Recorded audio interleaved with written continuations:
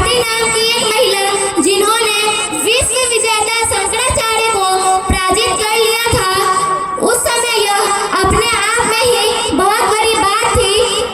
आज हर देश यही चाहता है कि उनके देश की हर महिला अपनी रक्षा खुद कर सके, और हम जानते हैं कि हमारे समाज की हर महिला किसी पुरुष से कम नहीं है।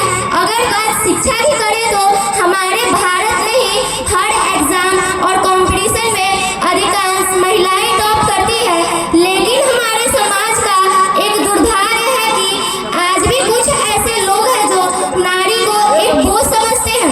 अगर वह लोग नारी को एक बोझ ना समझे तो हमारा राष्ट्र, हमारा राज्य, हमारा देश और समाज इतना विकसित होगा जिसकी कल्पना भी नहीं की जा सकती। जिस देश की नारी सशक्त है वह देश आज पूरी दुनिया में अपनी छाप छोड़ रहा है, और हमारा समाज और देश कितने चीजों में दूसरे देशों से पीछे है।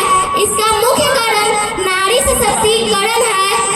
अगर हमारे समाज की हर महिला पूरी तरह से सशक्त हो जाए तो हमारा देश इतना विकसित होगा जिसकी कल्पना भी नहीं की जा सकती, और हम हर कठिन से कठिन सवालों का आसानी से समाधान कर सकते हैं। हमारे राष्ट्रपिता महात्मा गांधी जी ने भी कहा था कि जब तक हमारे देश के पुरुष और महिला साथ मिलकर काम नहीं करेंगे तब तक हमारा देश विकास नहीं कर पाएगा।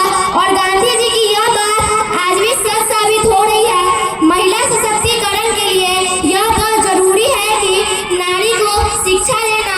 जब तक हम हमारे समाज की नारियों को शिक्षा नहीं देंगे तब तक हमारा देश विकास नहीं कर पाएगा। इसी के साथ मैं अपनी वाणी को विराम देती हूँ। जय हिंद, जय भारत। बहुत बहुत धन्यवाद उनके इस बच्चे को, इस विद्यालय परिवार को। हम सभी जानते हैं अपने देश भारत का नाम किस राजा के नाम पे पड़ा? राजा भरत के नाम पर, राजा भरत के नाम पे, राजा भरत के नाम पर इस देश का नाम भारत पड़ा।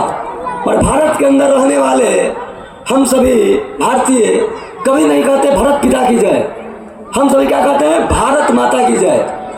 दुनिया के अंदर 200 से अधिक देश है।